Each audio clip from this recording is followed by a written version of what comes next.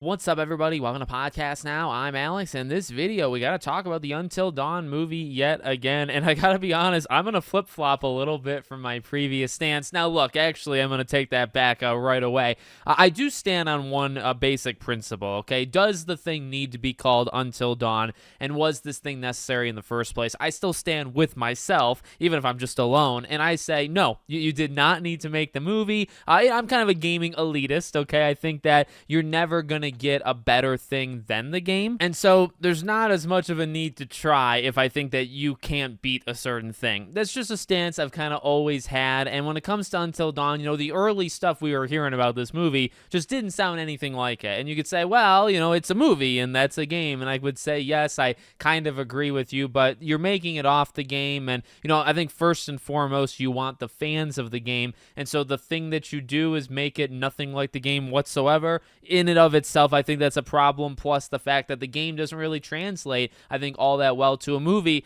until today. So they actually did a first look teaser trailer today, about a minute long, and this will lead into a trailer hopefully in the next week or so, which I'll definitely break down once that releases. And I will say, again, here's what I'm going to flip-flop a little bit. I like the idea. It actually solves a question and a concern that I had a few days ago when I made the last Until Dawn video, I think, on this very channel, if you guys want to check it out, just a few days ago. And my concern was, okay, well, exactly what I just said. The game is a choice-based game where all these different outcomes can happen and characters can live and die, and you got like the perfect ending or the best ending in which everybody lives, right? So how do you tell that as a movie, even if it's different characters, different setting, different villains? How do you tell that part? How do you tell the interactive part? Which, I mean, it's kind of a trick question because you kind of don't. But the way this movie is going to do it, and they discussed this in the teaser trailer, well, number one, teaser trailer actually looked pretty good. There was a shot at the end of the main girl screaming outside in the dark, looked very, very much like Until Dawn. Kind of gave me that 2015 PS4 energy. So I gotta say, I think they did a really good job, at least with that one shot. But the way they're doing it is this is a kind of a time loop story where these characters are together, and every time that they die, right, they're being hunted by a different killer group. So if you remember a few days ago, a friend of the channel, actually, in Critical Overlord, he's been on this thing for freaking months, and he's talked about how Wendigos are actually going to be in it, right? So that's a rumor up until this point, and I guess still is. There's a serial killer as like the first one, right? Kind of a little bit of like a Scream type vibe, which, Until Dawn actually had, right? That was kind of split into two. You had the masked killer type thing, and then you had Wendigos. You did have ghosts, you did have kind of supernatural stuff going on, as well. Some different kind of horror elements, right? But the movie is going to be, okay, we're just going to keep cycling through. So when the characters die, next time they come back, then there's going to be a new threat that takes them out. And eventually they realize that they only have limited lives left. They only can die so many times, and they need to survive until dawn.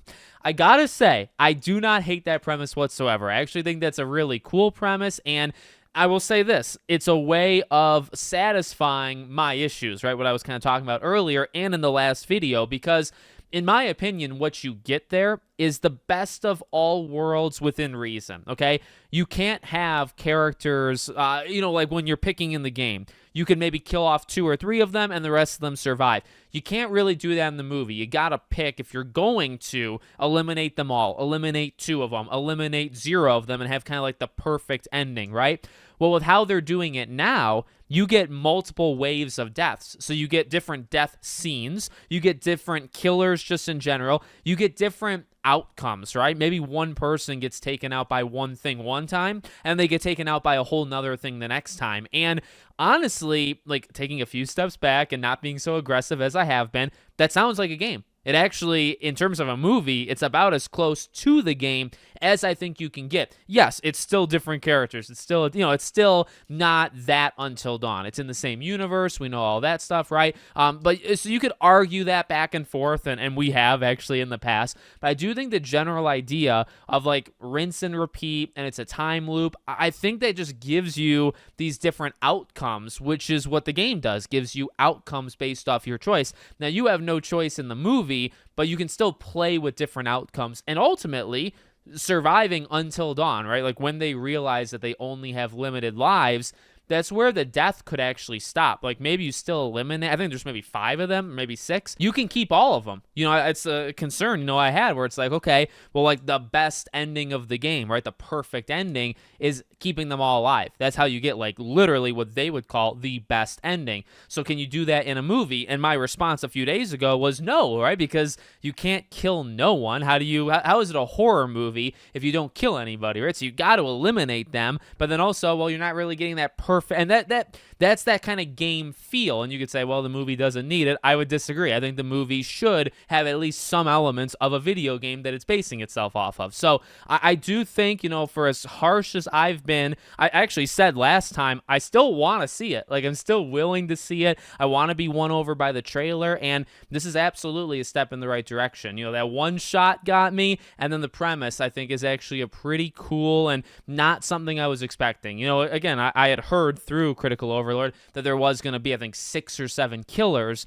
and I was thinking, how in God's name, is that going to work? I never thought about it like, well, it's 1 per round, right? And they take them all out, then you have another round, it's the next killer up. I really like that idea. So we'll see. We'll see how that trailer does. We'll see maybe how multiple trailers do, and then we'll see if I end up seeing this movie at the end of April. So let me know what you guys think in the comments. Make sure, as always, you're subscribed to the channel, bell icon turned on, and I hope to see you all on the next one.